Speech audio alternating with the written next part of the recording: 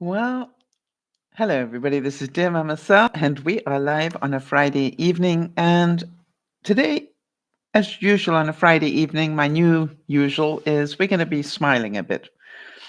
For those of you who've just joined us for the first time, welcome. And you do not have to join in with the chat if you don't feel like it. If you do feel like it, that's also just fine. For those of you who are not aware, we actually broadcast 3 times a week, twice on a Friday. Um, we go at lunchtime, 12 noon Pacific time, and then again right now, as in 7 p.m. in the evening Pacific time, and then we broadcast again on Sundays at 3:30 Pacific time. So if you've missed one of them, don't worry about it. Just go to Dear Mama Sal on YouTube, and you can see all the replays. So today we're going to smile a little bit again, and hopefully that will work for everybody. Hi, Isabel. Hi, Jody, and anybody else who happens to be there that I can't see.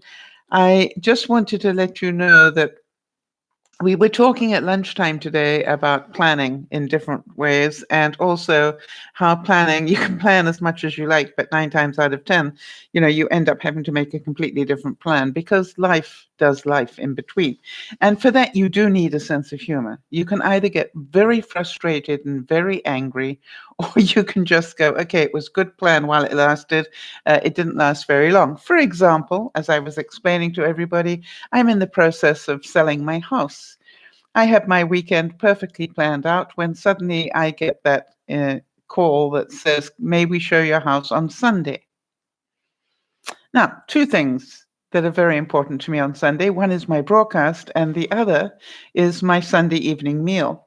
And so, what I want to show you is that I can either get really frustrated and angry, well, how can they do this? And da da da da, or I can just go, let me just think, not about what I can't do. Let me think about what I can do. Can I do a showing on Sunday? Yes, because I know if necessary, you guys would totally understand.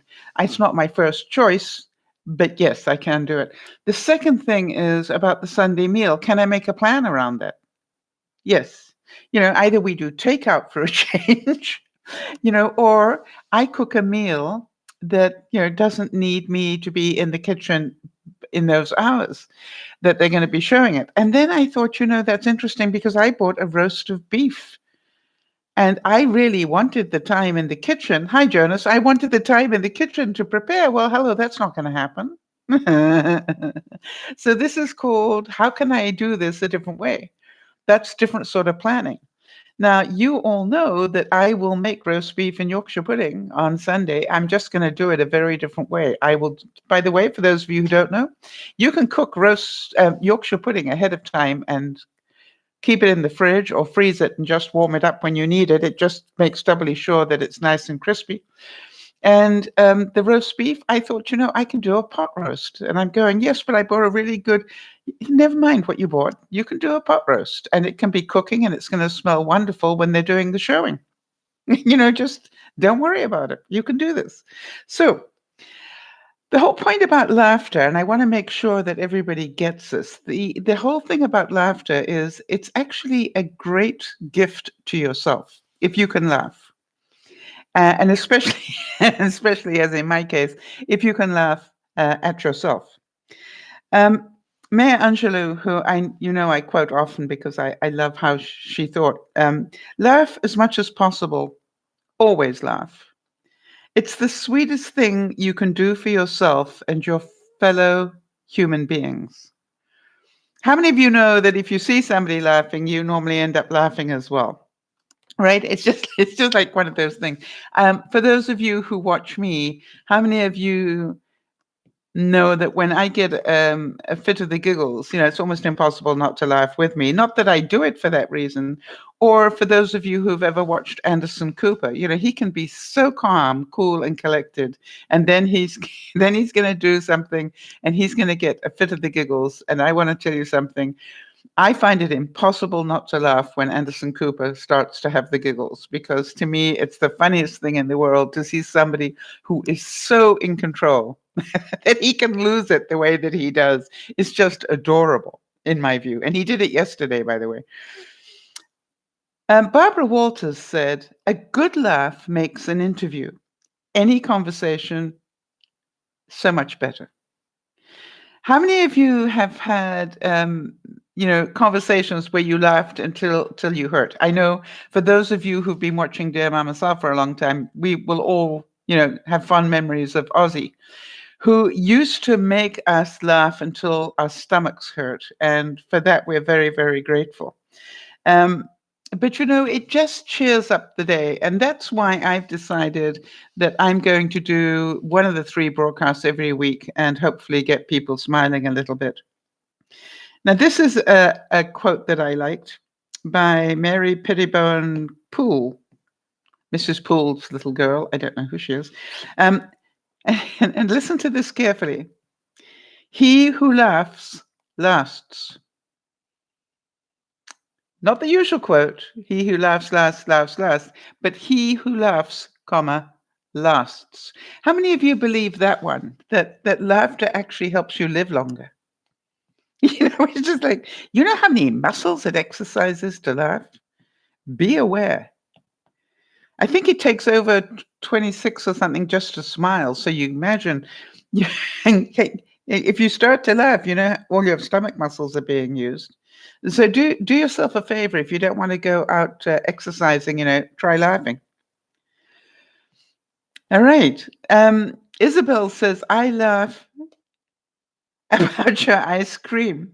I was picturing the doctor looking at your next results and asking what went wrong right after the appointment you had. Yeah. And you saying, yeah, I had 5 ice creams.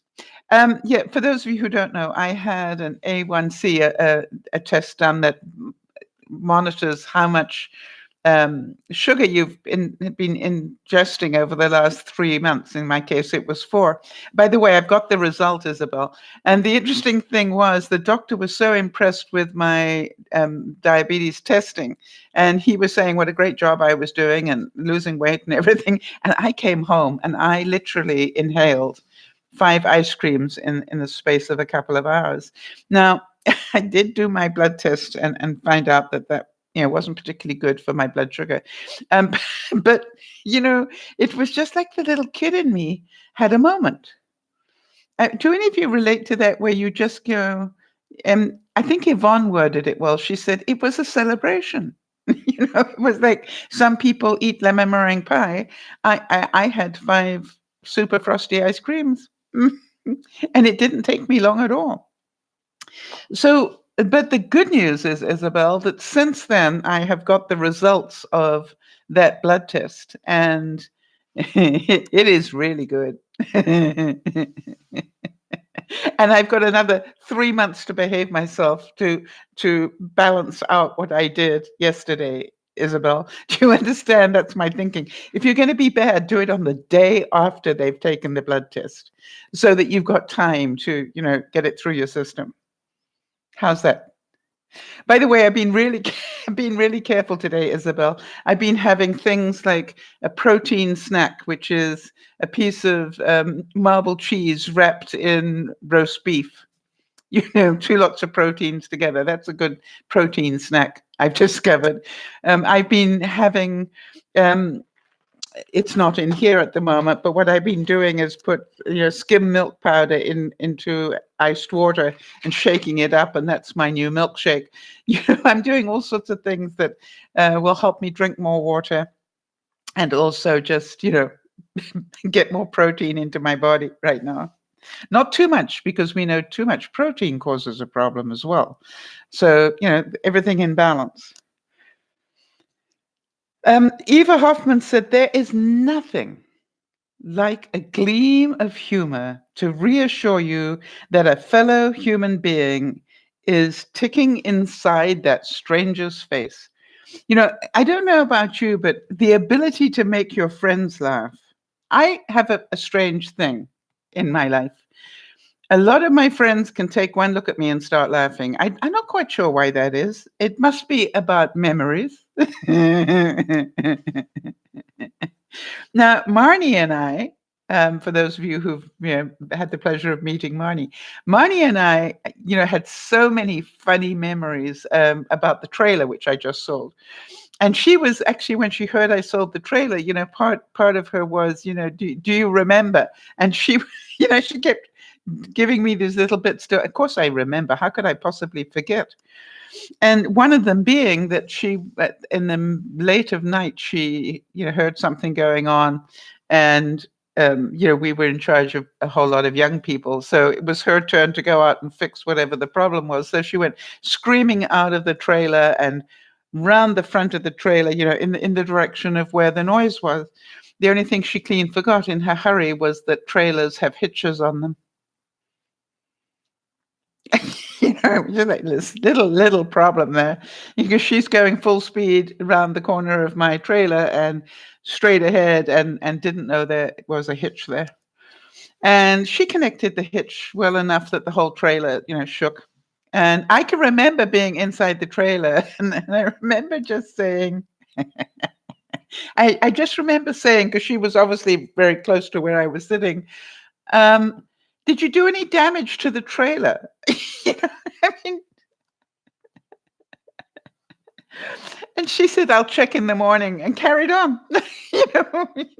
Sort of like, the obvious thing is, I adored Marnie to pieces. So, my concern was for her, but it was just like, I wanted to make sure I didn't give her what she was expecting. Did you damage the trailer in there? And of course, because of that, it's a really fun memory for us both. Or the fact that one year, for those of you who've met Patty, but Patty and I were busy sorting out something for all the for all the participants. We were busy in the trailer getting things sorted out again late at night, trying to get things sorted out. And suddenly the whole trailer started to rock. I mean, not sort of in a consistent way, but it started to rock. And I didn't know it, but Patty has an abhorrent fear of bears, and so she started to scream, that's a bear, that's a bear. And I said, I doubt it, really. I really doubt it. And she said, well, go outside and find out. And I said, well, if it is a bear, I'm not going outside to find out. If you want somebody to go outside and find out, let it be you, not me. But I still don't believe it's a bear. Well, what are we going to do? We're going to be stuck in here. You see, and I went, no, we're not. We're just going to be in here for a while. And by the way, if we hadn't heard the rocking sound or felt the rocking thing, we probably wouldn't have cared about being in here for the next couple of hours. So why don't we just wait until your imaginary bear, gets bored, and then we'll go and find out. And so it went on. And what actually it was a couple of the participants were playing silly buggers, and I bless them for it anyway. And they purposely did that, and then they climbed on top. They climbed on top of the trailer and put chairs and tables on top of my trailer. So when I got up in the morning, and I went off to breakfast, but as I'm walking back towards the trailer after breakfast, and what I'm seeing is my trailer with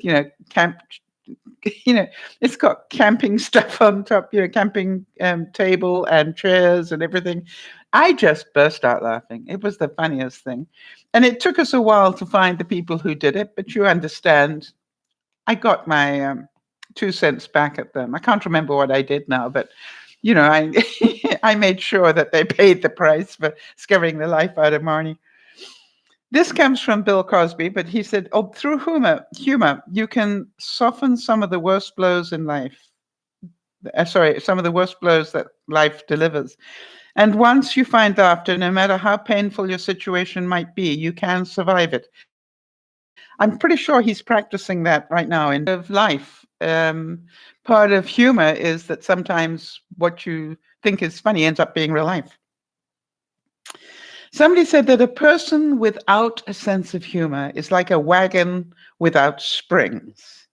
It's jolted by every pebble in the road. How many of you find that you can lower your stress level just by laughing a little bit?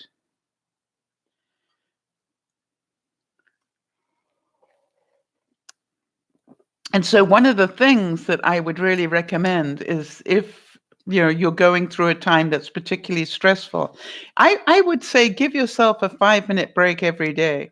or maybe even a 10-minute break every day, and start watching something that you know is going to make you laugh, be it, Carol Burnett with Harvey Korman, and Tim Conway, or whoever it is that makes you laugh. There was always a Irish comic, Dave Allen, that used to make me laugh until I cried, and he was so irreverent um, about the Catholic Church, and he obviously was a Catholic.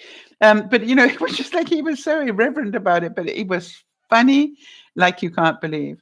And it was just like what you look at it and you go, there is nothing like a good laugh. And he didn't ever do it nastily. It wasn't nasty and horrible words or anything. It was just very clever, the things he would come up with. Irma Bombeck, another great person for making me laugh, said, when humor goes, there goes civilization. When we forget to laugh, when we forget that, really what we do in life is pretty funny. I am pretty certain that those of you who are in really long-term relationships with your husbands or significant others, whatever that might be, that you will think back in terms of memories on the days that you laughed together. When, the stupidest thing happened and you just laughed. And, if any of you have any memories of that, feel free to pass them on. Hugh Sidey said, a sense of humor is needed armor. It is armor that you need. Joy in one's heart and some laughter on one's lips is a sign that a person deep down has a pretty good grasp of life. Yeah, Nana's saying that that she and Rick always laugh, and I'm not surprised about that. And I think that's what keeps you going, keeps you young, and keeps you balanced. So that is awesome. You're very, very lucky. It's interesting because I quoted Dwight D. Eisenhower, President Eisenhower, at the lunchtime broadcast, and here he is coming up again. But this time, not about planning, this time about humor. And he said, a sense of humor is part of the art of leadership, of getting along with people and getting things done. For those of you who have ever, been in that position of leadership, be it that you were a mother, be it that, you were in charge of people and staff, you will know that getting people to laugh is a wonderful way. Hi there, Cole. Vivian, no, not Vivian. Remind me. I know the V is the important bit. Is it Vivian? Valerie? Can't remember. Anyway, so this is like, for those of you who've ever been, in a leadership role, humor can do the most wonderful things. And to me, it is a great gift. I think that if you have a boss that can make you laugh, you're pretty ahead of the game. I can remember in the last job I had before I retired, I the boss that I had there, every July would start playing Christmas music and say, I just wanted to warn you, there are 150 more shopping days till Christmas, or whatever it was, it was insane. Or, and he had quite a bit of Irish in him, or he'd suddenly play Irish music and say on the loudspeaker system, just want to let you know that only 60 more days until St. Patrick's Day. So, get green ready. It was just like, we'd all just go,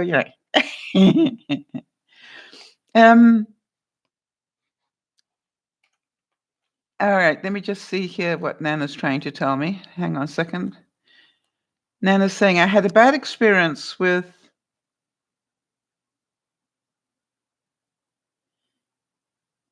she had to call for medical help and then go to the drugstore. Oh, okay. I don't think I want to necessarily repeat that, but if you want me to, I will, Nana. I'm hoping that YouTube won't ban me if I do.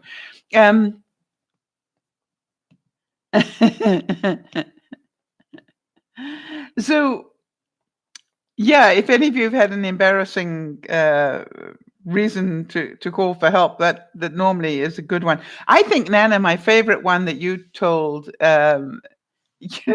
was incredible. Um, Yes, I'm sure ladies must know, but I have to be careful about YouTube. It's a little funny about these things, Nana. So I'm going to tell the one that I know about you that really, I thought showed a wonderful sense of humor, which is, Rick one day had an emergency. He hurt himself in the shared workshop, whatever, and she was she was rushing him to hospital, and it was so funny because she said she was halfway there and she realized she didn't have any makeup on. And, it was like, really, Rick, did you have to do this when I didn't have makeup on? And, I just thought that showed a wonderful sense of humor. And I'm certain that he laughed as well. Now,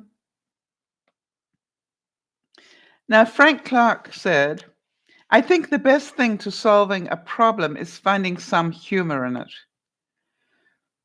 I want to tell you that that's what I'm trying to do now is, when I'm facing all these new challenges with getting my house sold. Nana, I thought you'd appreciate the fact that my doctor, who's got a very weird sense of humor, I was telling him that, my house has started to show, and he said, how are you finding that? And I said, a little frustrating. And he said, oh, why would that be? He's just gone through the same thing himself at a totally different level. And I said, well, the first one, apparently couldn't read and thought that my property was worth, nearly $150,000 less than it was listed for. And I said, and the second one, went through the house and said, well, she couldn't buy it because they were not 4 bedrooms upstairs. I said, so why didn't they read the information sheet? That's why you have information sheets when you're selling a house, and you have it digitally online. You can check how many bedrooms upstairs, how big are they, and everything else. And I said, can't they read? And my doctor looked at me, Nana, and you would appreciate this. He looked at me and he said, no, Sal, silly people can't read. And it reminds me of his famous story, about the fact that somebody came in and said, is that your daughter working at the reception? And he said, no, why? And he said, I see you're a family practitioner. You have a family practice. And he said, Sal, you just have to breathe with some of these people. And I go, okay, I'll try and do that. It is Vicky. Well done, Jody. Jody gets the prize. Vicky, nice to see you there. I knew it was not Vivian. Hello, Sharon. That one got you. Yeah, family practice, literally. And I said to him, "Did you make that up?" He said, "No, I wish I had." He said, "I know that you will have heard it back a different way, but," he said, "I want to tell you, it actually has happened to me." And I said, "Well, there you go. It goes to show you." And Samuel Taylor Coleridge said, no mind is thoroughly well organized that is deficient in a sense of humor. You need to be a little bit of humorous to be able to get things organized. And it's like, even if you're going, well, I know it used to fit in here, but it no longer does because I got too many other things that used to fit in here in this drawer. Have any of you done that? It's like, I know this is the drawer I used to put things like this, but apparently there are too many other things like it in here. And bless his heart, the late Robin Williams said, comedy is acting out optimism. I really am working very, very hard at the moment to see everything that comes at me in terms of getting my house shown to people, and literally to take every single day and make sure that I laugh about it. Not that I get angry about it or frustrated, but I end up laughing about it. I want it to be a pleasurable experience. And also, when I say pleasurable, I don't want negative vibes around this at all. Nana is saying that one time I went into a Safeway and she'd walked on leaves and stepped in some dog doo-doo. And she said she couldn't stop laughing. Yeah, that's great fun, isn't it? Developing a well-developed sense of humor is a pole that adds balance to your steps as you walk the tightrope of life. How many of you found that if you can laugh every day, you know that you're in balance, right? So I would check in to myself every night. When I go to bed, did I laugh today? Did I find something funny enough to laugh about it? Because if I did, then my life was in balance today. Humor can alter any situation and help us cope with at the very instant that we are laughing. It's a coping mechanism. And some of you know that.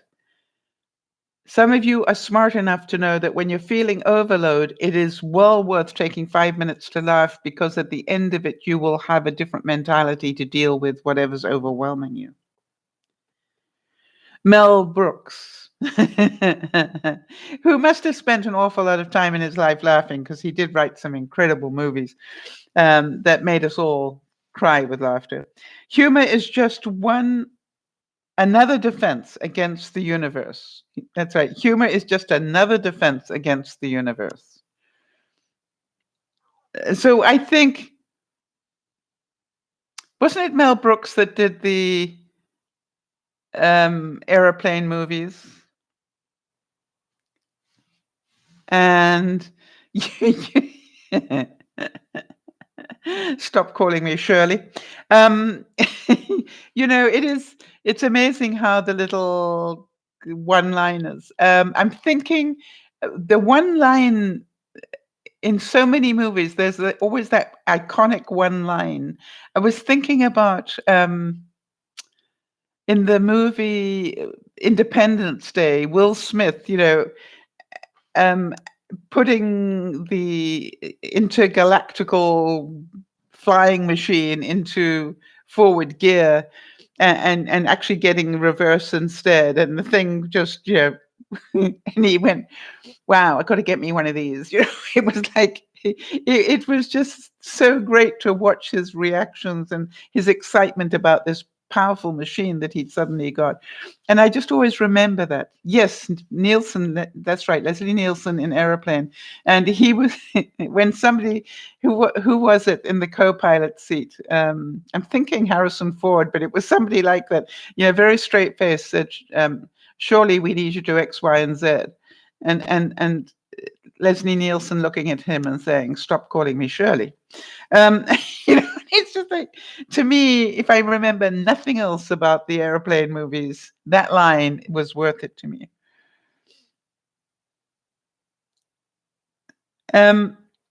Langston Hughes said, humor is laughing at what you haven't got when you ought to have it. And I think the ability to laugh regardless is a great gift. It's a great gift. Have you got people in your life that make you laugh? How many of you have best friends who make you laugh? You don't necessarily want to laugh. Right. And Nana's saying that her son can make her laugh big time. And so, I look at my friends, and my friends can make me laugh until I cry. I mean, really, no problem at all. And all my memories of them are things that made me laugh until I cry. Yeah, exactly. And it's just like, and they can say the simplest things, and I think it adds up, because the longer you know them, the more you can see their reaction or hear their voice tone, even though they might have typed it.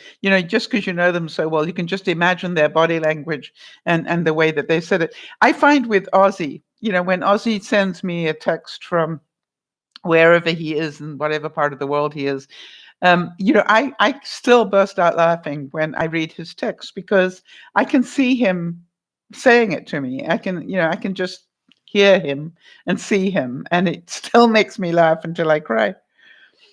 And then I will, check something back like, did you mistake me for somebody who cares? And I know that he's laughing until he cries as well. It's just like, it's a banter that goes backwards and forwards, and it's beautiful. And I'm so grateful for it. And I'm so grateful for it, after all these years as well, that it's still there. Humor is perhaps a sense of intellectual perspective, an awareness that some things are really important and others not, and that the two kinds are most oddly jumbled into everyday affairs. All right, so Jody's saying, or they will post a GIF. Do you know what a GIF is? It's one of those little animated clips that makes you howl with laughter. Right, and that is something I must admit. I didn't really know about GIFs very much when I started all of this. And Jody, put up a GIF one day, and it made me laugh until I cried. And I went, where did you find it? And then I found out where she found it. And then, of course, ever since then, I spend my life trying to find funny gifts that will make her crack up. And my attitude is, if I can get her to burst out laughing, then, mission accomplished. You'll see me every now and then, type the words MA, mission accomplished, which is that I managed to get her to laugh that well. But she came back with a GIF that if I put this particular GIF up, and I know it's going to make her chuckle, she will come back with this other one that always makes me laugh. It's a woman spurting her coffee all over the table. When you burst out laughing and all the foam hits and everything. Yeah, well, she found one that does that, and it cracks me up.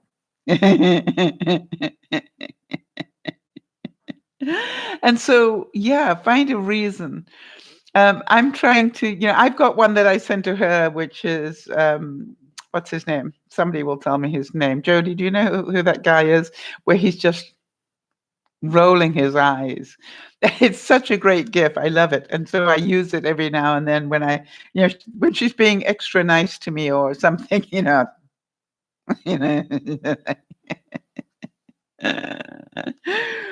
If you could choose just one characteristic that would get you through life, choose a sense of humor. Jennifer Jones said that. Now, do any of you remember Victor Borge, the the incredible pianist? Yeah, Jody's saying the rolling eyes. I don't know who that is. Yeah, he's very well known.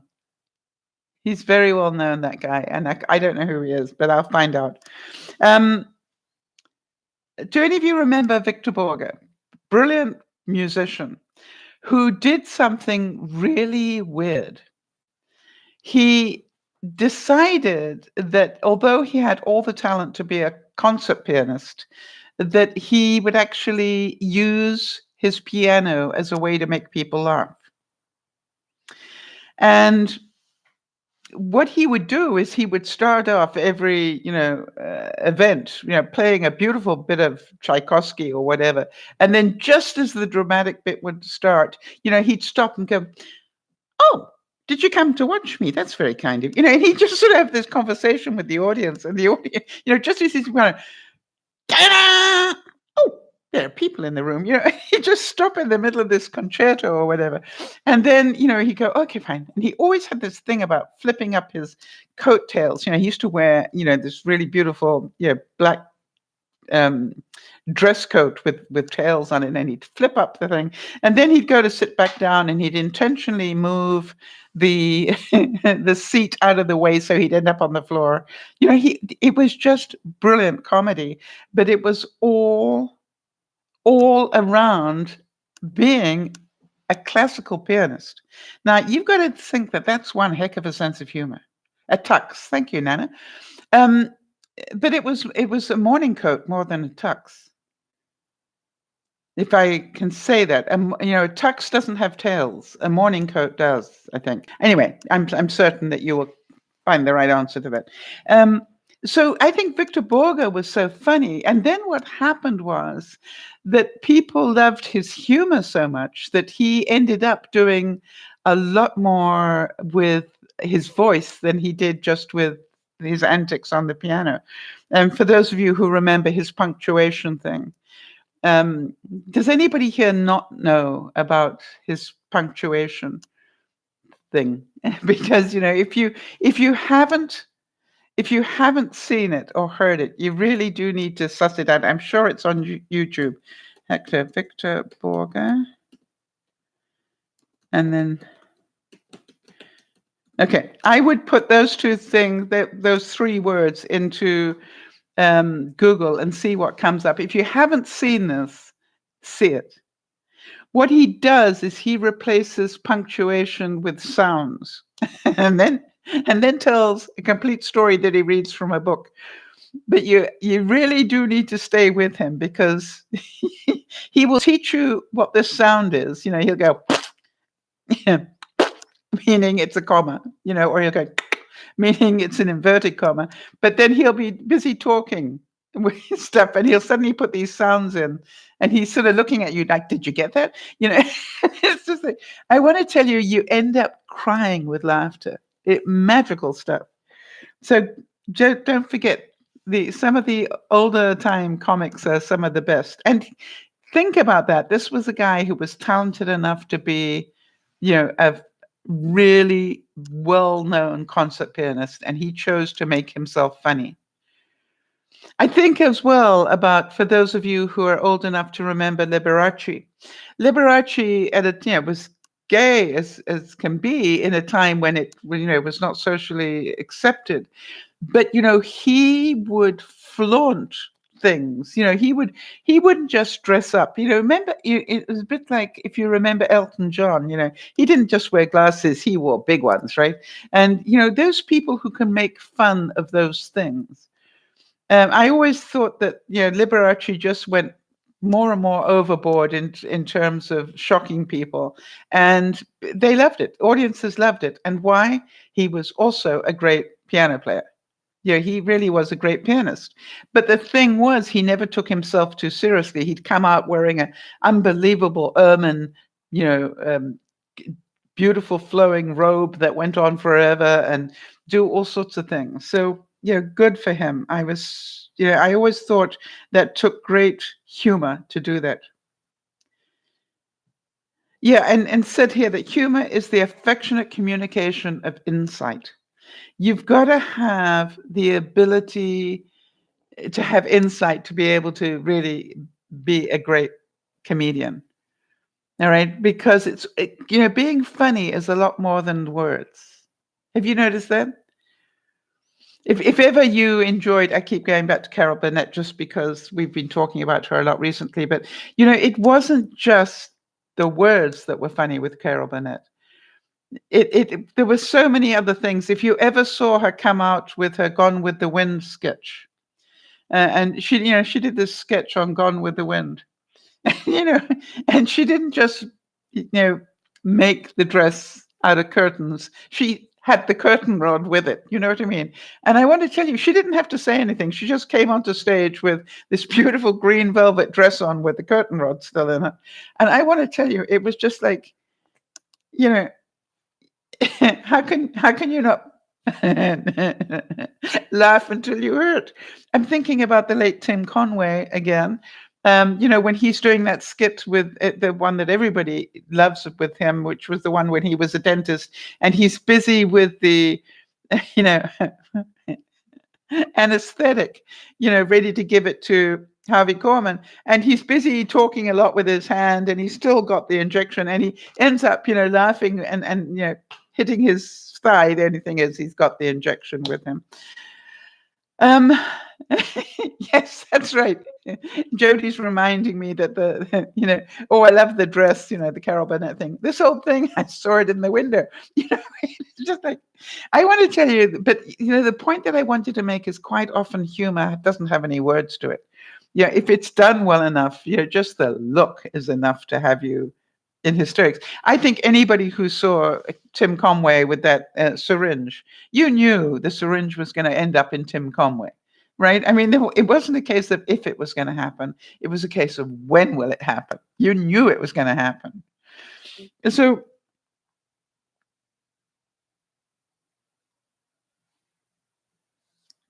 now this is a very interesting quote. And I'd like you guys to think about this. Next to power without honor The most dangerous thing in the world is power without humor. I think there were a number of presidents that I admired because they were able to do that very stressful job and still keep a sense of humor. I'm thinking of um, George W. Bush. That he could laugh at himself a lot. Um, I think as well, Obama had the ability to laugh at things well. I heard today, and I hope I'm wrong in my understanding of this, but I think I saw today that the North Korean dictator has actually assassinated his chief negotiator at the last summit because it failed. To me, that's somebody who's got a major anger management problem and also no understanding of humor. I would not want to be working for that guy, I can tell you. So when you look at humor, it is a saving grace for so many of us. Yes, we know Trump loves him to bits, Nana, you're quite right. And that's, in a way, that is what's a little bit worrying.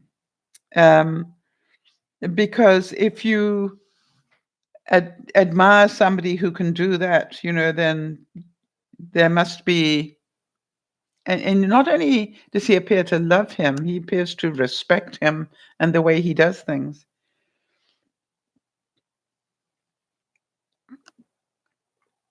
All right, now how about this one? Humor springs from rage, hay fever, overdue rent, and miscellaneous hell. How many of you have found that you can laugh at at all sorts of things? I can remember laughing at a bank manager once who said, we need you to come in and pay this debt off. I said, and I burst out laughing. I said, yeah, I know. He said, why are you laughing? I said, because it's pretty funny. If I had the money to pay it off, I would have done so. But thank you for letting me know that you care. It's just like,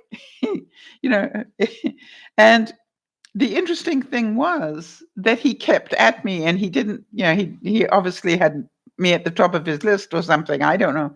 And he kept on and said, but I need you to do this. And I said, but I'm not going to do it. And he said, why not? I said, I have an unsecured loan. So he said, so I said, that means that I don't have to. But we need you to. Yeah, I know you need me to, but I don't have to. You see, it's unsecured. You have no leverage against me. And I will pay it off just as soon as I can. And I have integrity. And so as soon as I can, I'll be in there and pay it off, which I did. But it was just like, yeah, I'm sure you want me to pay it. Same as I want Brad Pitt, but doesn't mean I'm going to get him. All right, so Francis Bacon said imagination was given to man to compensate him for what he is not, a sense of humor to console him for what he is. All right. Hi there, Aaron. Good to see you.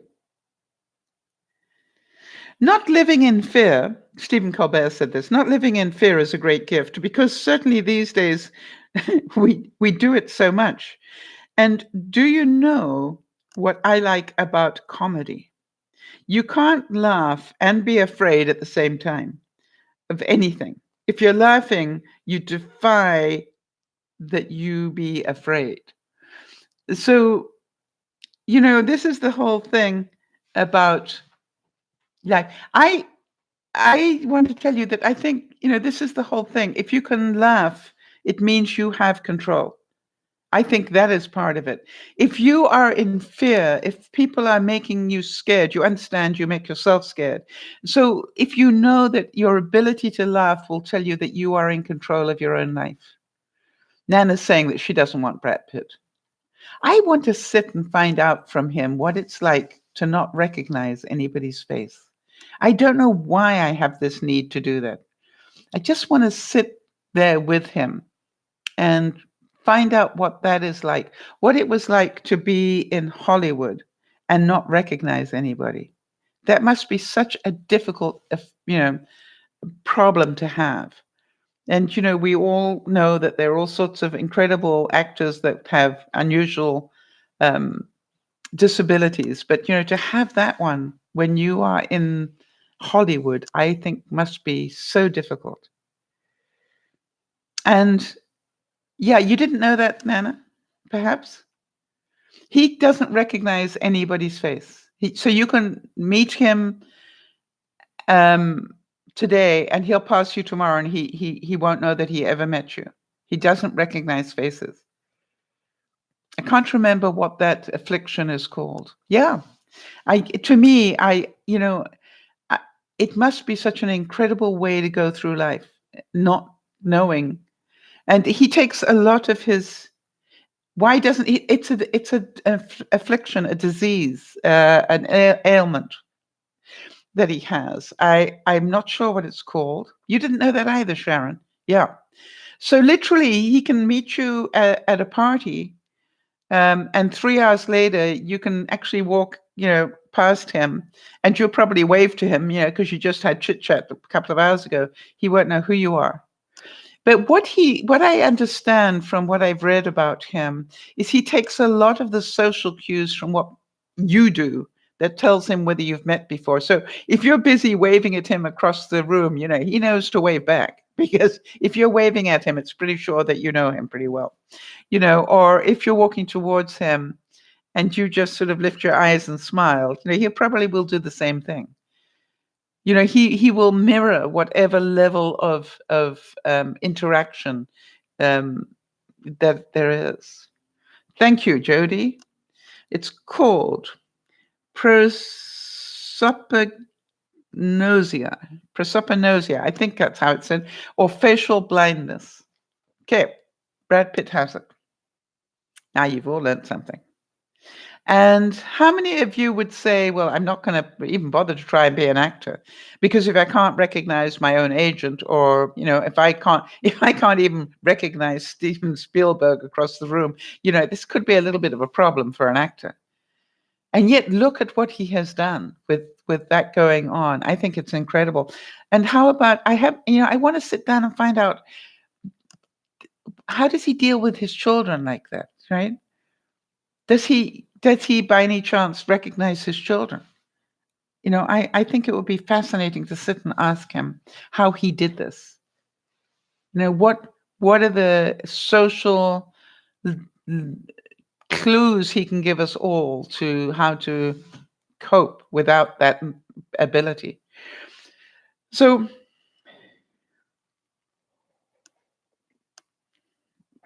that's why I would really love to have Brad Pitt in my life for a short space of time.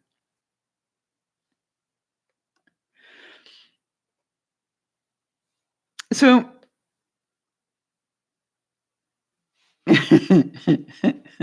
another one from, yes, you're wondering about his wife or wives, all right, or exes. Yes, Angelina Jolie.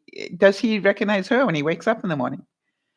Did any of you see? I think it's called 50 First Dates or something. Adam Sandler.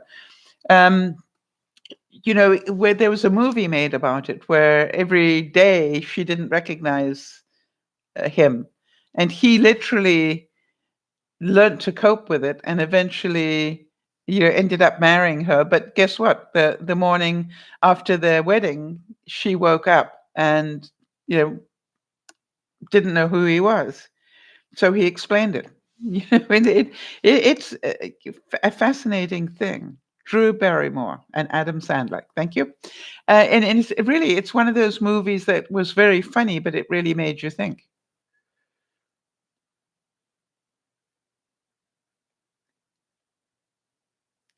John Cleese, for those of you who remember Fawlty Towers, how many of you just have to think about Fawlty Towers and start laughing? Right? Yeah, a very short series. It wasn't a big series. I think they did 2. And because of various reasons, they didn't go on and do more of it. So Faulty Towers to me I'm so grateful to have lived in the time of Faulty Towers. You know what I mean? I'm so grateful that I can see those images of John Cleese and Manuel, for example. Um, it's just like those interactions, and the guy who played Manuel. Um, All right, that's a very good question. Sorry, Erin's just asking me, based on Brad Pitt not recognizing faces, can he recognize a video that he's seen before? That's a good question. Or does he think every day is a new video? Like even if he saw it yesterday, because he doesn't recognize. I think he can recognize the plot, Erin. I could be wrong on this, but that's what I understood. It wasn't that he can't recognize situations; he just doesn't recognize faces. All right. So I think that is worth looking into. All right. So obviously, Jody, I'm going to cut and paste that disease, and we're going to do a little bit more. I'm going to do that for you, Jody, because that is an important one. Broadcast. There we go. And I'm just going to add that to my notes for the broadcast, because I will find that out and come back to you on that. How's that? How many of you would like that information? Can somebody, what actually does it affect? Great question, Erin. I appreciate that.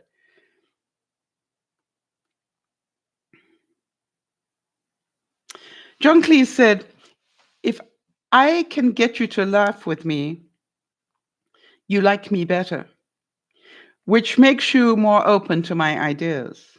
And if I can persuade you to laugh at a particular point that I make, by laughing, you acknowledge that it's true.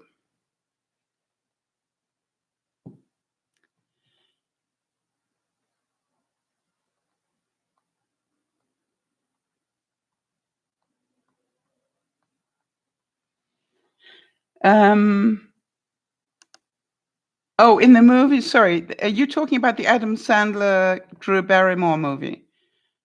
Okay, thank you. Thank you very much, Erin. Okay, she's saying that she used to watch a movie video every day about her life, and that would update her so that they would play it for her when she woke up so she would know who everybody was. Very clever. Okay, I'd forgotten that bit. All right, so Sharon's asking, who said that? That was John Cleese.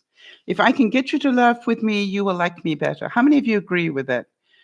That if you can laugh with somebody, you end up, and as long as it's, sometimes the humor is not your sort of humor, but you laugh to be polite. But if you genuinely laugh with somebody, which makes you more open to my ideas. Yes, I think that's very true. And if I can persuade you to laugh at a particular point that I make, by laughing at it, you acknowledge that it is true. I'm not sure if I totally believe that, but I understand what he's trying to say.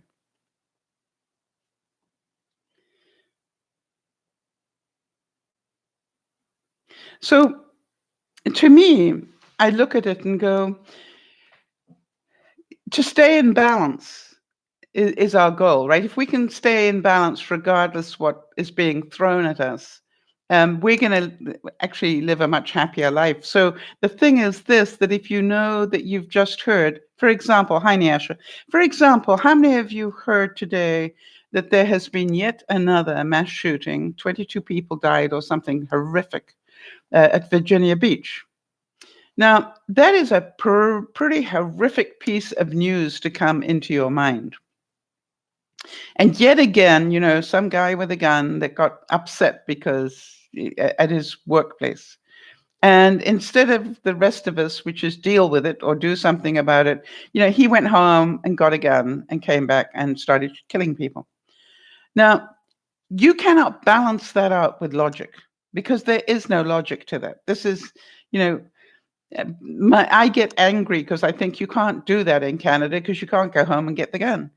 It's quite simple. It's just that simple. And so, you look at it all and you go, but getting upset about it really isn't fixing it. All right. And I have to, really settle down and remind myself that's the way Americans want to live. And how do I know that? Because they keep voting that way. So to me, it is like, um, it is like it's okay. It's their life, right? They get to do it. Hi there, Marie. And so to me, it's like, how do I now balance? I've got this horrific piece of news that just got into my brain. I can't unsee that. I can't unthink it, but I need to balance it. So what I decide is, okay, fine. I need to laugh. I need to laugh to balance that out. I don't want to dwell on it because I can't fix it. Does that make sense to anyone? My responsibility is to look after me in this. And so I need to learn to let it go. John Lennon said, good for you, Nyasha. I'm very pleased to hear that. Nyasha's saying she won't be chatting much because she's cleaning while she's listening. Way to go. John Lennon said that's part of our policy is not to be taken seriously because I think our opposition, whoever they may be, in all their manifest forms, don't know how to handle humor. And I really do think that if you can laugh at yourself, that is awesome. I think Nyasha, the fact that you can choose to take this time to laugh while you clean is brilliant. That is really balancing out. You're getting multitasking down to a fine art here, right? This is like, how clever is that? Awesome stuff.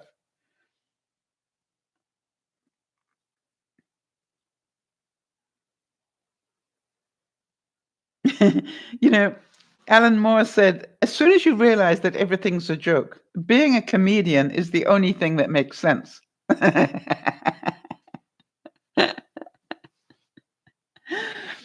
And I really do think that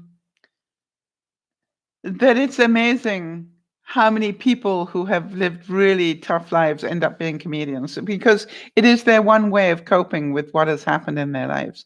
They learned not to fester about it, they learned to laugh at it. And that is incredible. The man with a real sense of humor is the man who can put himself in the spectator's place and laugh at his own misfortunes. Um, I cannot think how many times I was up on stage talking to audiences. And, I would say something that happened to me, almost every day of my life. And I would be amazed how much people would laugh. And, what I found so interesting was I didn't have to tell a joke. I just needed to tell my truth. And it was amazing to me how many people related to it. Erin's saying, I always laugh at myself. I mean, I look at my life, especially weekly. Everybody tells me that you should write a book. Yes, Erin. And, maybe you will write the book from your perspective, what that is like to be bedridden and to still have a sense of humor and still have dreams. And I think about the time you went down to Disneyland, right? It was just like, you can do this. I think you are a living example of what is possible. I love that about you, Erin. You do not concentrate on what you cannot do. You're constantly concentrating on what you can. And I think in that you show such amazing grace. And not only that, your ability to laugh at yourself is priceless. I have fond memories of lying on your bed and laughing with you, not at you, but with you. And it is just like it is amazing. Great memories. I will never ever be able to thank you for those memories. True inspiration, absolutely. Um, Thomas Carlyle said humor has justly been regarded as the finest perfection of poetic genius. Bill Nye, the science guy, said humor is everywhere, in that there's irony in just about anything that a human being does. you know, how many of you, I took a sidestep and nearly, nearly went for a tumble today, because as I took the sidestep, my flip flop caught on my rug, my bath mat, and so it went on. It was a comedy of errors going on, and I'm luckily was able to hang onto a wall so I didn't fall. And I remember just going, I wonder if I could do that a second time without trying. It was just like, let me take what could have been a very difficult situation, and I immediately made it funny because I knew that it was a little scary, quite honestly.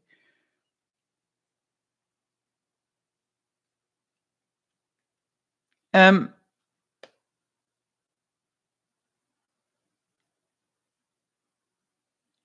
so I want you to think for a second and go, do you laugh enough?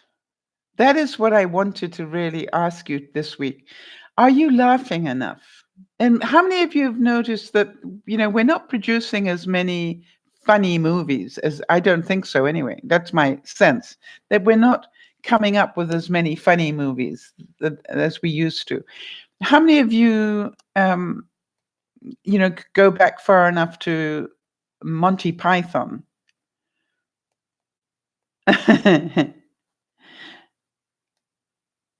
All right. So Erin's saying that wherever she is, Angela still owes her for a chair that she broke. I didn't know she broke a chair.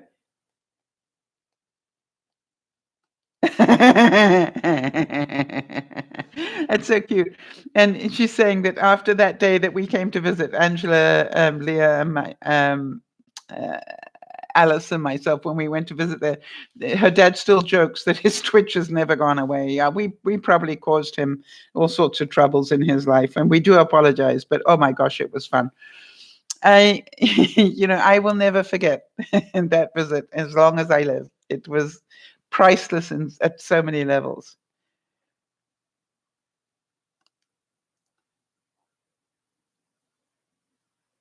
Okay, I'm not sure I'm understanding that, Nana, so forgive me, please.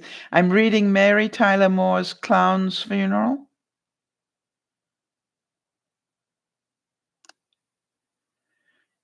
Anybody understand what Nana's trying to tell me? I'm sorry, I just don't get it. I'm missing something in my... Was that a skit that she did or something that I didn't ever see?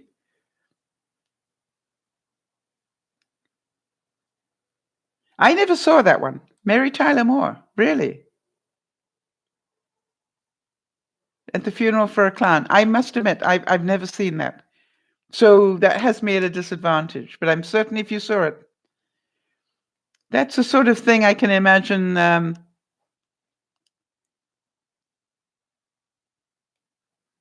she couldn't stop laughing. Huh. That sounds more like Carol Burnett, the thing Carol Burnett would do. But, if you say it was Mary Tyler Moore, I will believe you. I definitely, it's one of those things we'll have to check into. Okay. So, everybody, do you laugh enough? What do you think? And if you don't, then please be aware that we are more fortunate today than we have ever been in our lifetime. In our parents' day, they could not just go to YouTube and find something to laugh at.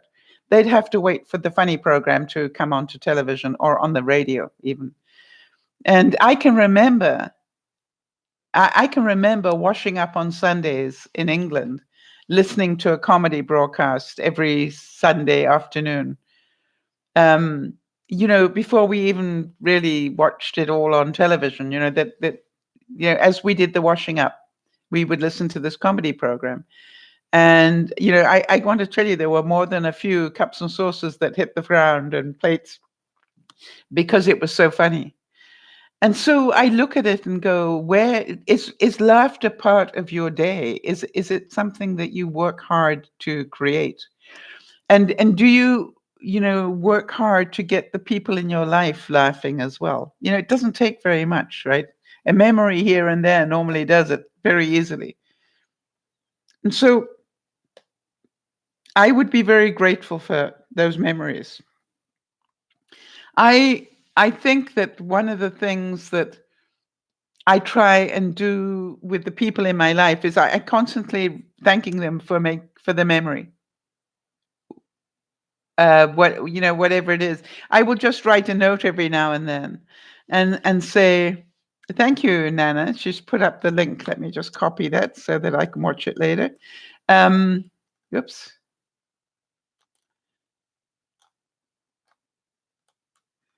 That sounded like an order, Nana. Watch it. Or maybe you might like to watch it. All right, let me just put it on my list of things from this broadcast so that I can check that one out as well. Thank you. That's very kind of you to take the time to get the link. Okay. So Erin's saying Angela didn't really break the chair. She just sat down on it and made all kinds of noises. I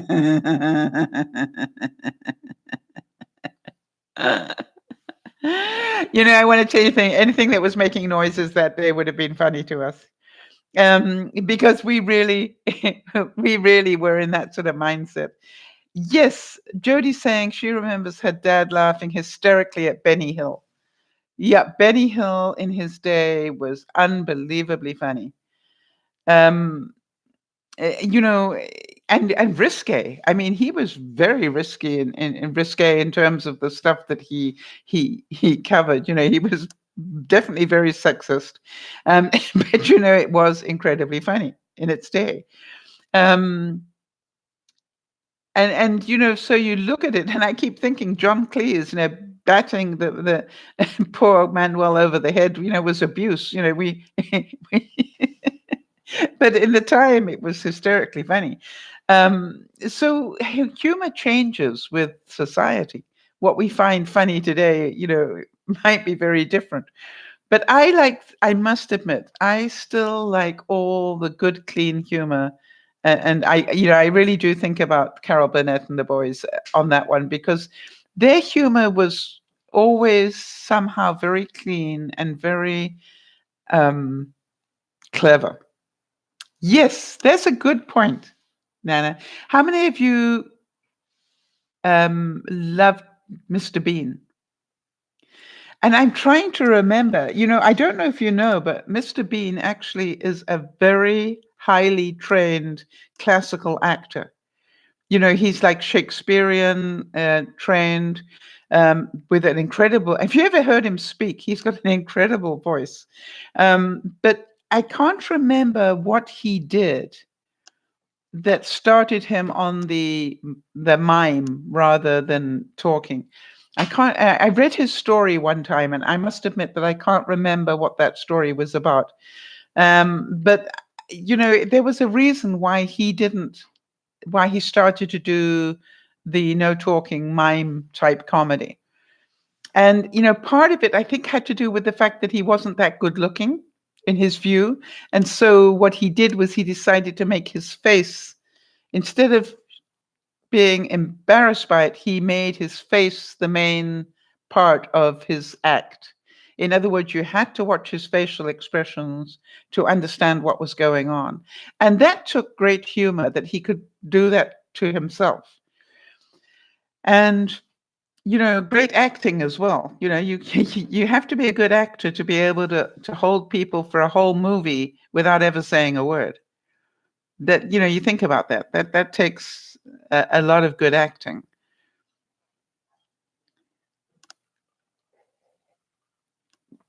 All right. So as we carry on now, I just wondered, does anybody got any updates or anything that they'd like to share with the room while we're on this? Or has anything funny happened to you this week? For those of you who missed the lunchtime broadcast, there was an incredible story that Jodie was telling us about how something happened to her this week. And I really encourage you to watch the replay of it. And it's at the front end of it, so you'll get it right away, about what happened to her in a very frustrating situation that turned out to be literally an animal saving situation. And it was incredible. Right. Niesha's saying that she liked Mr. Bean in his programs as a child as well as an adult. Yes. I think his humor, spans um, both both generations, both child and adult.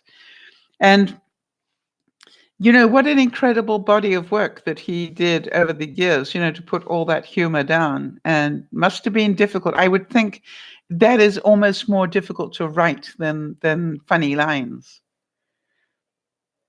I remember reading, oh no, listening to a couple of the nighttime um, hosts, who have to have funny, relevant comedy every night when they get up. And one of the things that I heard from them is this is particularly difficult and easy and difficult time for any comedy writer politically, because the stuff is moving so fast that what happened this morning is old news by this evening. I wonder if that makes sense to everybody. All right, that they can see that something really funny happened this morning and start writing that ready for the monologue that they're going to do this evening. But 3 hours later, something far worse has happened that they got to scrap that one and rewrite a new one ready for the monologue. The only problem is just before they go to air, something else happens, and and so for them it's like 3 times the work that it used to be, because in the old days, under different administrations, the one joke was good enough. It happened in the morning, we can put it on tonight because not much else is going to happen. But in this administration, the stuff is coming down so fast that they can't keep up, the writers can't keep up with what's happening, which must be pretty frustrating, I would think. So we want to just make sure that we've got everybody on scale. For those of you who missed it, we heard. Actually, I heard it during the broadcast when I was doing the broadcast at lunchtime, but I didn't want to announce it until I got clearance from Lizzie. But for those of you who know and love Lizzie, who we do, she had some CAT scans done, and the good news is they all came back clear. And so that means whatever's happening to her body is not showing up on a CAT scan. And I think we'd all agree that that's a good thing. So, it's one more thing that she hasn't got to worry about, is that it's not showing up on a CAT scan, whatever this is that's causing her the problem. So, as she said, that's such a relief, but still a little frustrating because she still doesn't know what's wrong. Yeah, thanks, guys. I'm certain that she would appreciate the thoughts and prayers on that one. And so, it's like sometimes the good news is still difficult news. I was saying that it was really weird, that getting the good news about my blood sugar diabetes thing. I immediately went home and did a very childish thing. But, um, I had to laugh at myself and go, what happened to me? This would be like going home and having a couple of cigarettes to celebrate. It's just like, no, I don't think so. But the reality is something turned on a switch inside my brain and went, you go ahead and you enjoy them now. I'm surprised, actually, I didn't go out and buy a couple of Mars bars and just inhale those for the fun of it. And there's a thought. There's part of me that goes, I really need to test, Okay, so now one of the things that I was saying to Jody, and for any of you who have to test for diabetes, blood sugar things, my 2 fingers, I'm inclined to test on these 2 pads, on the right-hand side of both these 2 pads. They're getting very sore. And I know intellectually it would make sense to go onto the other pads, but habit is a terrible thing, isn't it? And then yesterday I decided I'd try this pad. That's not a good one, I found out. Yeah. Why is that one just as sensitive? And I'm going, oh, it's the slippery slope is celebration, Jody? Yeah, I realize that I need to get that under control.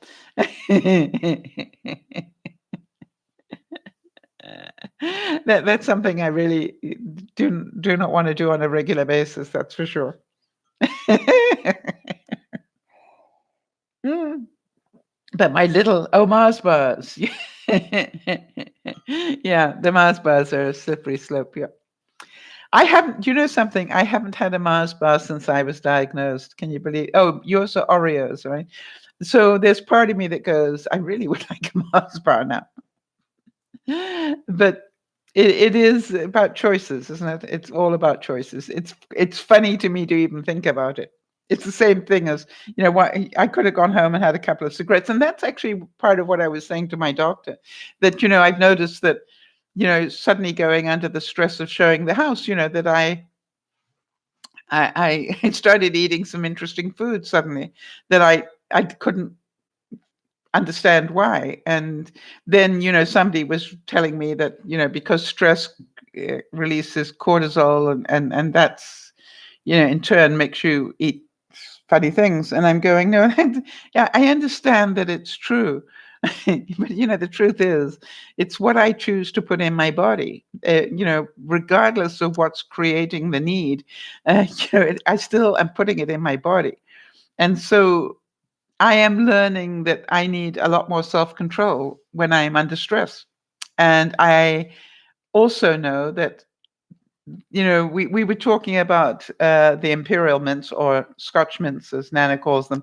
If I hadn't found that bottle of Scotch mints, do you understand? I probably wouldn't be eating Scotch mints every day. But, I allow myself 5 every day. And there's part of me that goes, I've managed to keep it to 5, I must admit, because I've done the math on it and realized how much I can get away with here. So, it's all, life is about getting a sense of humor about it. It's not about perfection at all. And so the question that we were talking at lunchtime was about plans. And, what have you planned? Do you plan to have humor in your life? Is that part of your plan, or does it come naturally? What do you think? Because what I've noticed is that I do not appear to be making enough time to do any art. So that's gone from my soul stuff to a large degree. And every time I think I've got a day to paint, I get the call that says we're going to do a showing. Uh, but I'm trying to laugh it off and go, apparently I'm not meant to paint today. It's just like try and keep it light. But I realize that I do need to find something I can do that will compensate and make sure that I stay balanced. So that's the point that I'm trying to make. That, humor is so important to our life. And I don't care who you are, how much money you have, how you live your life, right? Humor is really, really important. And I do want you all to remember that and be responsible for keeping it in your life. And I asked the question whether or not it is my imagination, or are there less comedies today than there used to be? Are we doing more and more movies, that are dramatic and heavy rather than ones that are light and amusing? And there's part of me that goes, which is the funniest movie you ever saw? And, if you could only take one funny movie onto your desert island, which one would it be? And it's like, I think that we need to remember that there have been movies that impacted us. Niasha is saying that the video is sticking. So I'm just suggesting that she tries refreshing it. Sometimes there's too much cache. CACHE. Yeah, and so Jody's saying, I'm so passionate about this topic. I agree with you 100% that humor is imperative. Yeah. So, but the thing is, we are responsible for doing that. So how many of you find there's an awful lot of humor in children's movies? right? There's what I call children's stuff, and then there's the adult humor that gets woven into it if you watch it carefully. And so part of me goes, do yourself a favor and go see a children's movie or watch one on Netflix. You know what I mean? Take some time because it will feed your inner child, but also you will end up laughing for sure. Most most Disney movies have you laughing. Now, if you watch Bambi, it's going to have you crying as well. But most of the Disney movies will make you laugh at some level, and it will also have you feel, that cute feeling. That's so cute. And so the other thing is, if you choose to watch them, I think most children's movies have nearly always a very good reminder to us at some level about how to live our life and who to trust and not trust. Paddington Bear, right? And so, I'm not sure. Was Paddington Bear big here in North America, or was that purely a Brit thing? And I say a Brit thing, I mean as in British Isles, not in Britain. Yeah. So yes, so Paddington Bear, oh Pooh. Pooh would be another one. All that yes, there you go. So Nana's just saying that. And goodbye, Winnie the Pooh. Um, Christopher Robin, right? So to me, that's like, take some time to watch some of those for your inner child and also to remind you that life is really cute. Now, I for those of you that watch a lot of the British stuff, who was the incredible lady that was a minister?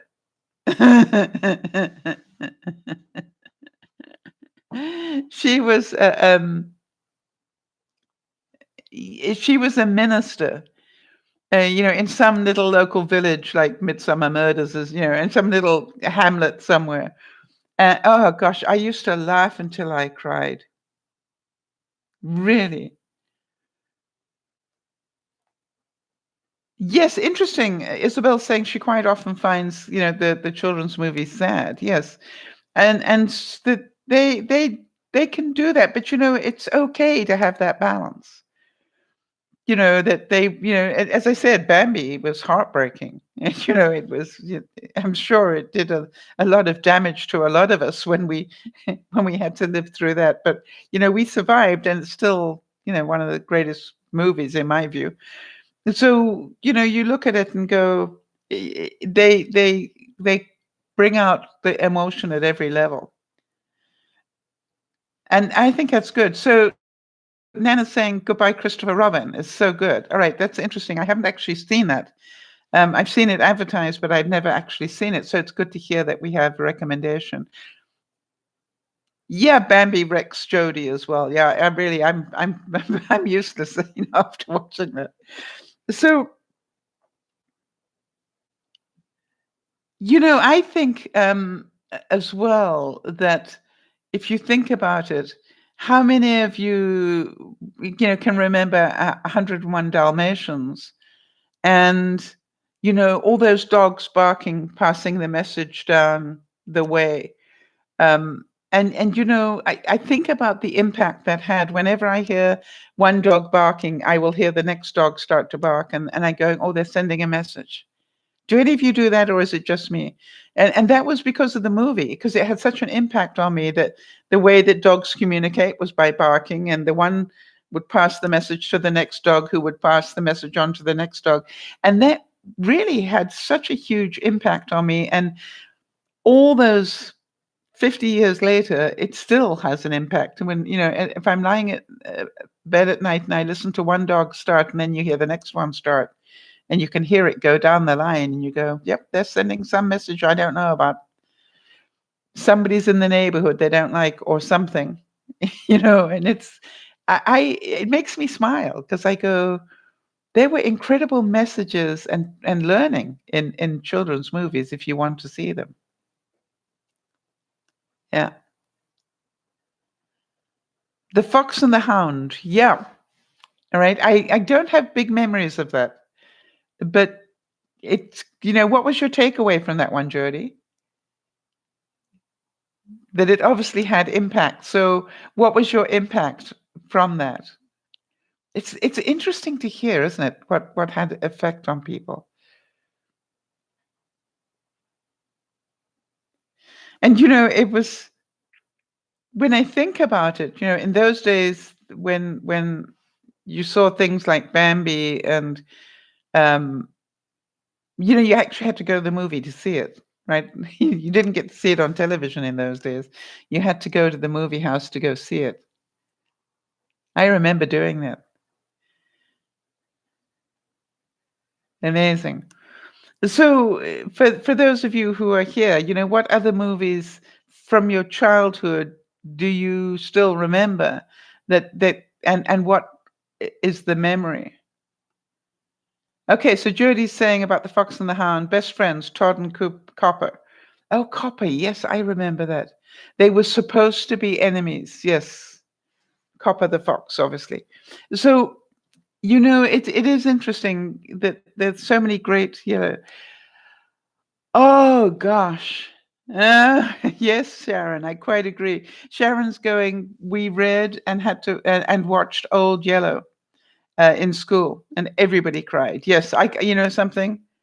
I can feel it just reading the words Old Yellow. Flipper, yes, another great one. Um, and what was your takeaway? What do you remember about the messages in Flipper?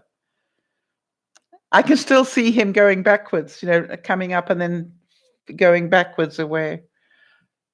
Yeah, Old Yeller made. I think if you didn't cry in Old Yeller, you don't have a soul. I think you know what I mean. It's like, how could you not cry in that? Amazing. I Yeah, it was interesting. He at the very beginning, he always reared up and then he sort of floated, wiggled his way backwards, and I can always remember that. Yeah, going to jump. Yep. Oh, interesting. The Asher's saying she doesn't have a memory, but just loves viewing, watching SpongeBob SquarePants, and still does. Okay, now Mockingbird. Are you saying To Kill a Mockingbird, Nana? Lassie. Yes, I wondered if anybody would bring up Lassie. To Kill a Mockingbird. That was a very, very serious movie. Um, and the I don't know if you've read it, Nana, but they've brought it back onto Broadway. And the guy that plays the part of the African that is accused, he says that he really says that he feels he gets racially strung up every single night by playing that part. Just because it is such an intense story. And he said, he has to go through that every single night, being accused of being a rapist, just because of his color. And I thought that was very interesting. And he was talking, Nana, about how he has to, defuse himself. Um, he has to balance himself out every night after he's finished, because it is such a devastating feeling to take himself back into the days when that was a reality.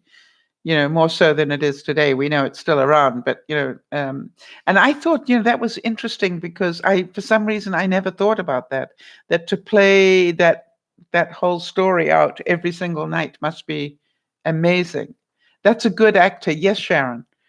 Um, but when he was interviewed, he very seriously said, you have to think about the fact that this is damaging to be, accused every night of being a rapist is damaging to the soul.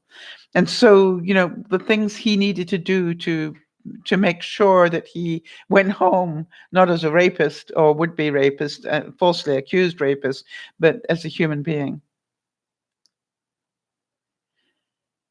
Okay, so Nana's saying we in America really changed in some cities?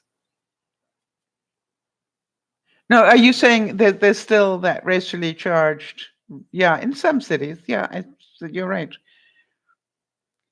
Yeah, Canada is inclined to be much more cosmopolitan, let's put it that way. Um, and I would say to a large degree, so is a lot of the states. I think there are pockets where these things obviously still happen. And sad as it is, the same way as, you know, you've got, you know, all sorts of things going on that don't happen in other parts of the world.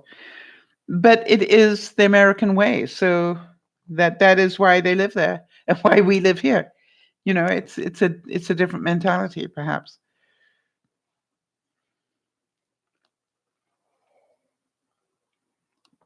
And not everybody. I think it's very dangerous. As you say, just some cities, or maybe not even cities. Maybe it's some small areas of cities that these sort of things still go on. And it's the same thing as for those of you who've been watching the news and seen what Alabama's been doing with its new law that is causing such a scene. But the interesting thing is that now what's happening is major corporations are saying they will not do business in that state. If they go ahead and promulgate this on January the 1st, that all sorts of major companies will leave the state in defiance of their decision. In other words, they're entitled to make the decision, but we're not going to do business with you anymore. And the impact that will have financially will be incredible. Yeah. So, all right. So Nana's putting up a question mark. You don't know of what we're speaking, Nana? Yeah. They brought in a new law. It's called the heartbeat law, Nana. So you may want to Google that and read up about it. Yeah. Basically banning abortion against the national law, the federal law. It has decided to bring in its own law that will now basically ban abortion, even for rape, even for health reasons or anything. It's just like, it's amazing. But now what's happened is major corporations are saying, if you go ahead and do that to women, then know that we will be leaving. So make your decision. All right, so Sharon's saying, here's where I have a problem. My family has never been racist, and I can prove it back to the plantation days. Amazing. But because of my color, I'm sometimes considered racist. Really? Right. So you said, I'm not going to say what I think, and then immediately said what you think, Nana. So I'm confused.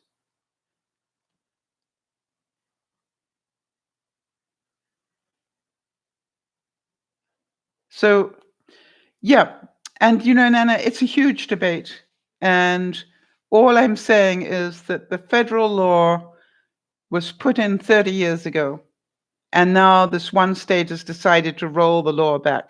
The bigger, I understand where you're coming from, and I am certain there are many viewers who would agree with you, Nana. But the thing is this, it's like,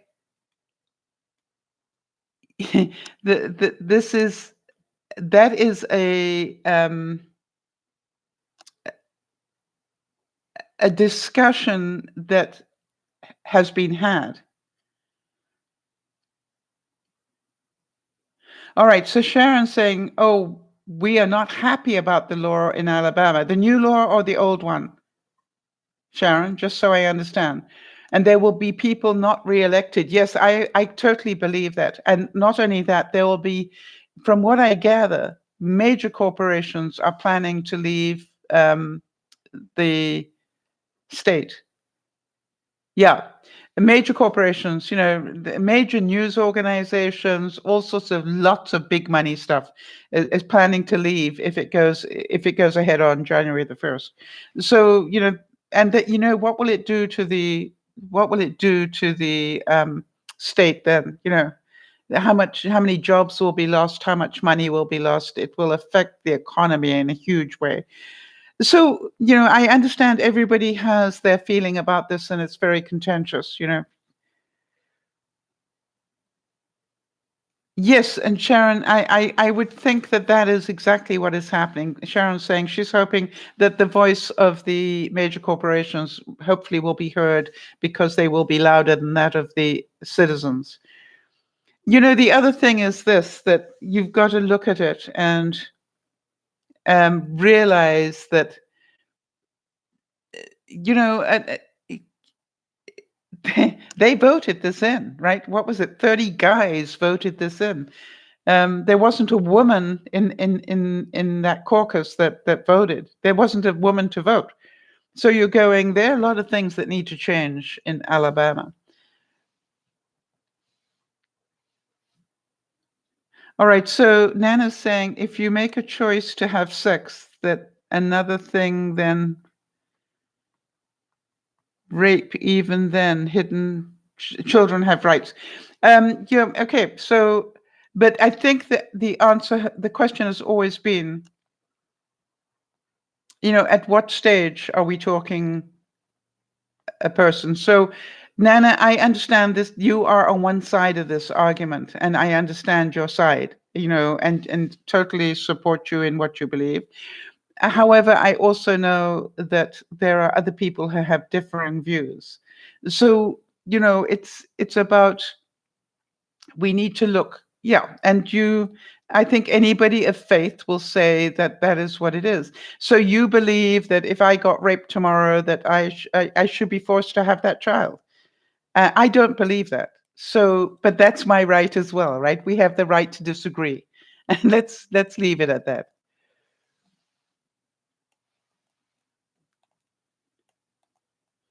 Yes, I think Sharon, I like that.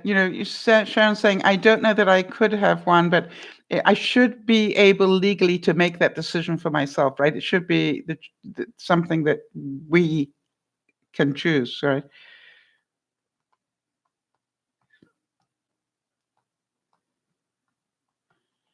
So,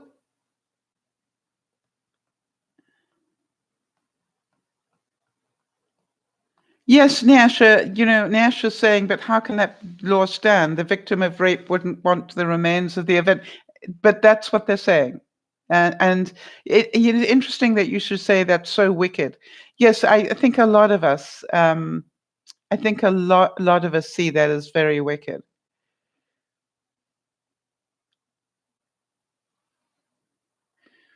Yeah. I really understand Nana's point of view, though, in terms of where her religious upbringing is and her religious understanding. So I think it is really important that we understand it. Derpy, I'm sorry that YouTube has just nuked your comment because of the wording. So just be aware of that. I haven't stopped it, but YouTube has. Yes, I think it is. It is actually religious. I think because people of faith. Yeah, but you feel that way because of your faith, right? That is your training, your learning is that. So, well, I'm not going to say that, and I don't know. All I know is let us agree to disagree. And yeah, that's why I say I know that anybody who's a Roman Catholic, for example, is going to be on one side of this story.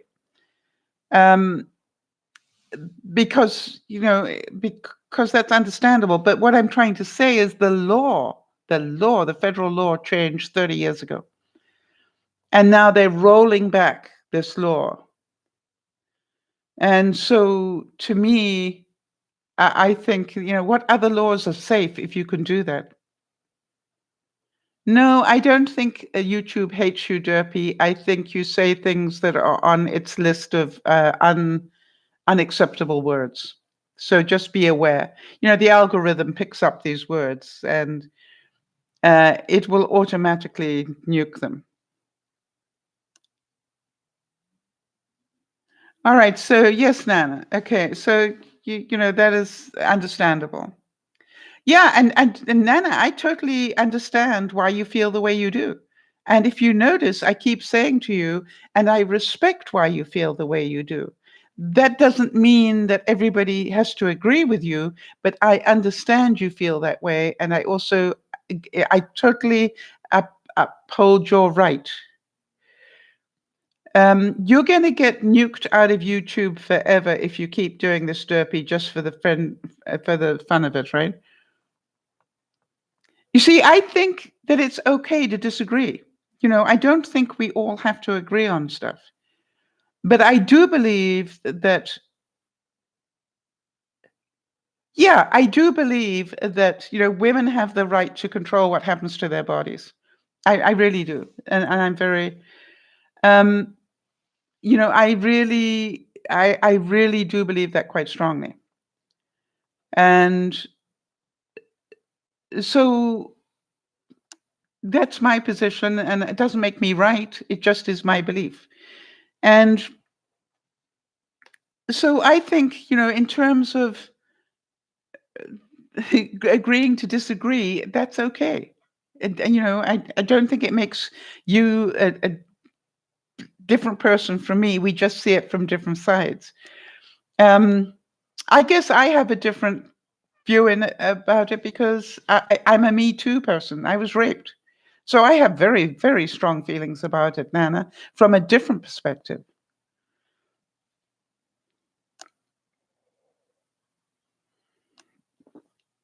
So we both have reasons to believe the way we do, and that's what I love about reality. Reality is we don't all agree.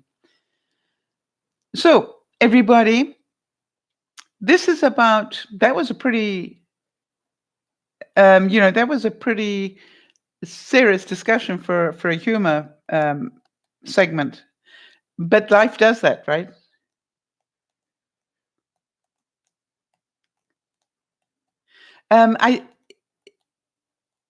I believe that being a Me Too person means that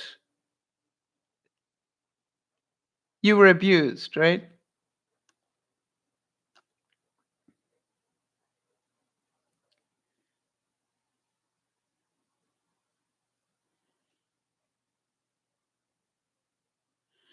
Um,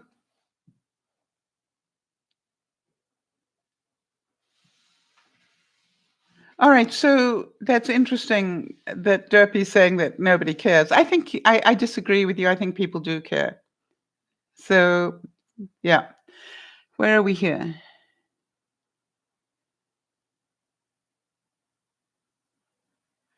Yeah, Nyashi, it would take me longer than I have left online to explain that to you today. But I totally understand why you're asking the question. Nyashi's saying, because a child would always see him or herself as a product of rape. Only if they heard the truth of the story, I guess. Yeah. So,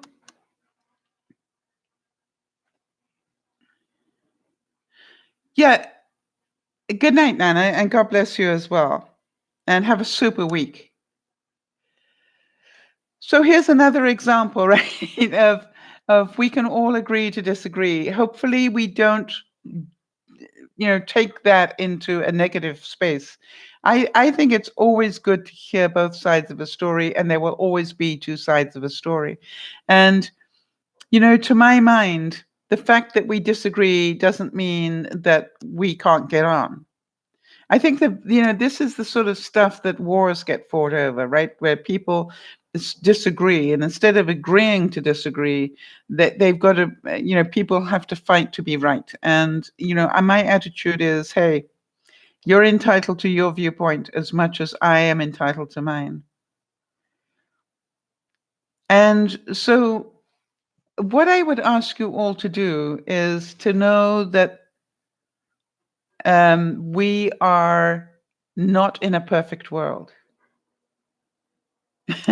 And that is why we do need to make sure that we make our time to make ourselves happier and time to laugh. That, you know, when you're having a perfectly normal conversation, suddenly it can take a swing, as we've seen. And suddenly it gets very serious, and that's fine. But again, remember that we get to control what happens now. When we go off this broadcast, do you want to make yourself laugh, or do you want to, you know, take it a different way? And that is our choice. That is the point that I'm making. So what I have to say is that we are going to have this happen to our lives. How we control what happens to us will turn out to be whether we are happy people or not. For the main part, we can't be happy all the time, but we can certainly improve it. So I ask you all to keep the balance wherever you can. I ask you all to see the humor wherever you can. And also to know that however well we plan, that was the discussion we had at lunchtime, however well we plan, you know, life is going to throw us these curveballs that we didn't see coming. And, it's really important to understand that's part of life. And that is okay. Nice point, Nyasha. Well done. So, let's just move on with our lives and be responsible for keeping ourselves in balance. Not try and fix everybody, not try and change everybody's minds, but just to agree to disagree on things and just stay in a good place. This is going to be an incredibly challenging year. It is my belief. The next year is going to be an incredibly challenging year for an awful lot of people. I think we're going to see an awful lot of change happen internationally. I think we're going to see an awful lot of financial change happen. And so our ability to keep ourselves in balance is going to be really important. So having said all of that, hang in there. You can do this. I am really proud, Nyasha. I hope you got a little bit of tidying done, and well done for doing that. And what I'm going to say is that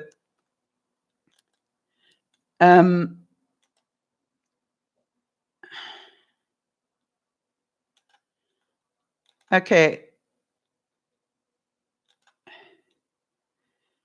Oh, I just actually was trying to report that because that's hate speech. But unfortunately, I couldn't. Did you report it, Jody, or just delete it? Because I'm going to go back. All right. Hate speech is not funny, and YouTube takes it very seriously. Please be aware. All right, everybody. Moving right along. This is DearMamaSal saying thank you so much for being here.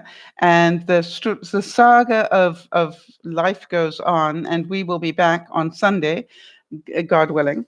And we will have our usual Soul Sunday broadcast at 3:30, unless you hear otherwise. Please keep aware of the Facebook page in case I need to change the time in any way. I will try not to, but if in case I do need to come on a little bit later or something, I will make sure I update it on the Facebook page. All right, this is DearMamaSal sending you all a big hug. Look after one another, but most of all, as usual, please remember to look after yourself. Bye-bye for now.